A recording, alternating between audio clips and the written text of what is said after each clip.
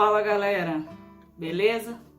Tô aqui hoje pra gente bater um papo aí sobre o Setembro Amarelo. Bom, muito se ouve falar do Setembro Amarelo apenas em setembro, né?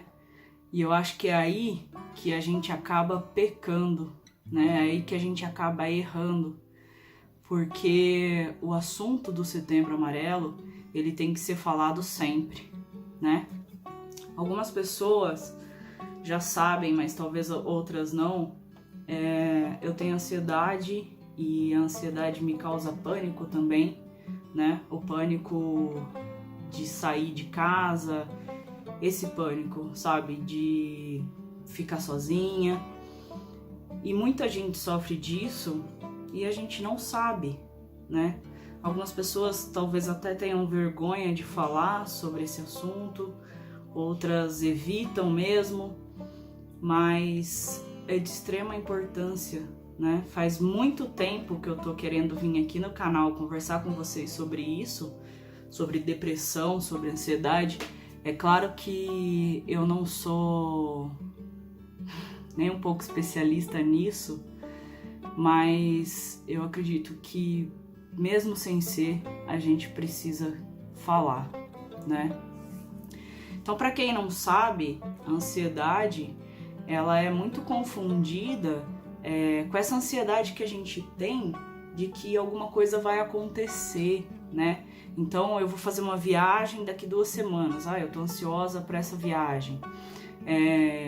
Eu comprei um negócio na internet, eu tô ansiosa para que esse negócio chegue. E, na verdade, não é assim, né? A ansiedade, ela é claro que tem motivos aparentes, mas ela vem de uma forma assim que a gente não consegue explicar e a gente não consegue entender o porquê, né? Por isso que as pessoas elas precisam fazer terapia para que elas entendam o corpo delas quando isso está acontecendo, né? Eu faço terapia, acho que desde sempre, né? Mas com essa última terapeuta que é a que eu faço hoje já há quase 3 anos. E a minha ansiedade, ela começou após a morte da minha avó. Eu tive uma crise aqui em casa e eu não sabia o que estava acontecendo. Eu achei que eu ia morrer, na verdade. Uma dor muito forte no peito, né?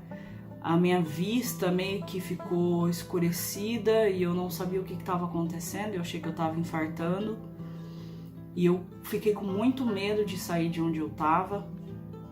E aí quando eu soube o nome disso, facilitou tudo, né? E hoje eu sei lidar com o que está acontecendo, então eu sei quando está vindo uma crise, eu sei quais situações me causam crise, por exemplo, né?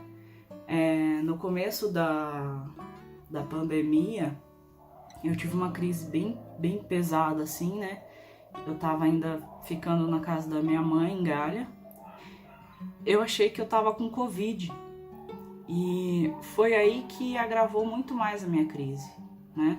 Eu acho que todos nós, nesses 6 meses, né, que estamos confinados, porque nem todos estão, passamos por isso, né?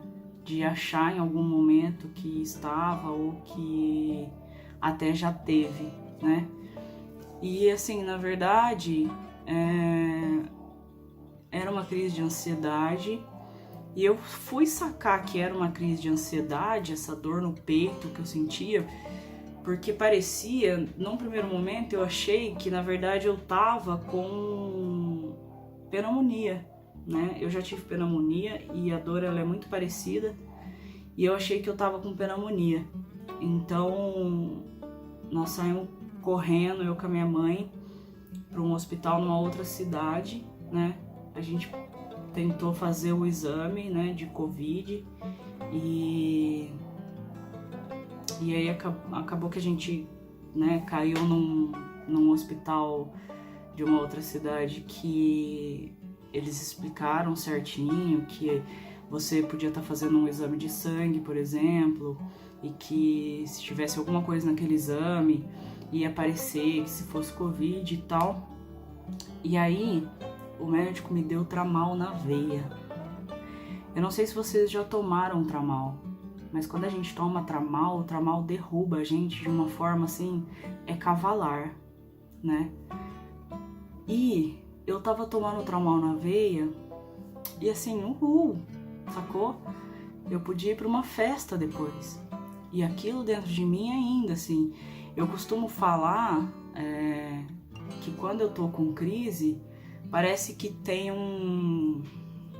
uma escola de samba tocando dentro do meu peito, né?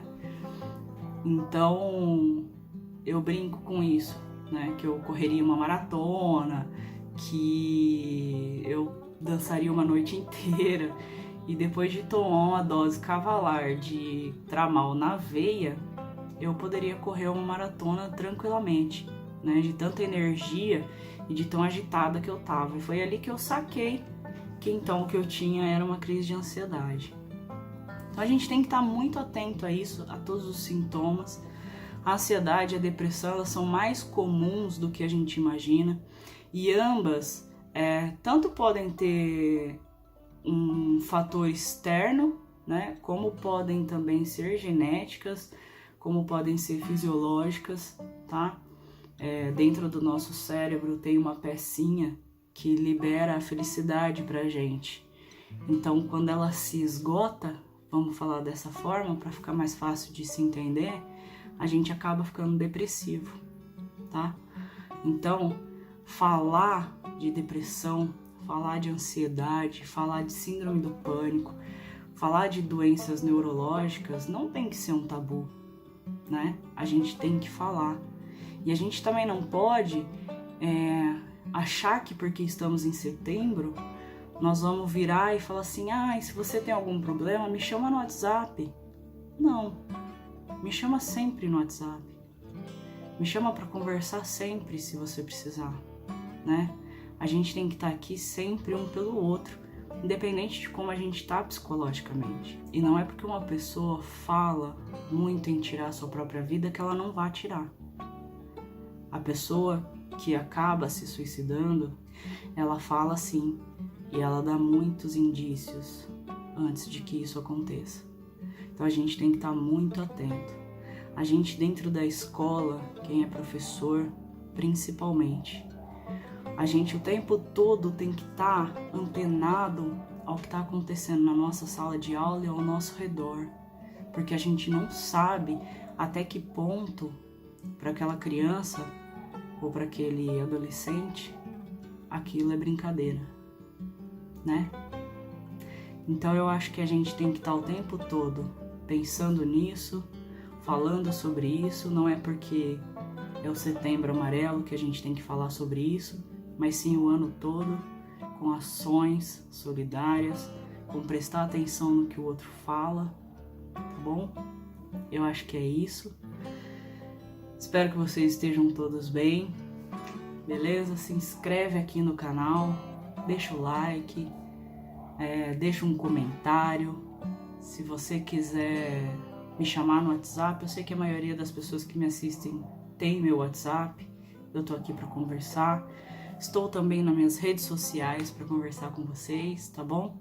Não só agora em setembro, mas todos os dias do ano todo. Falou? Beijo!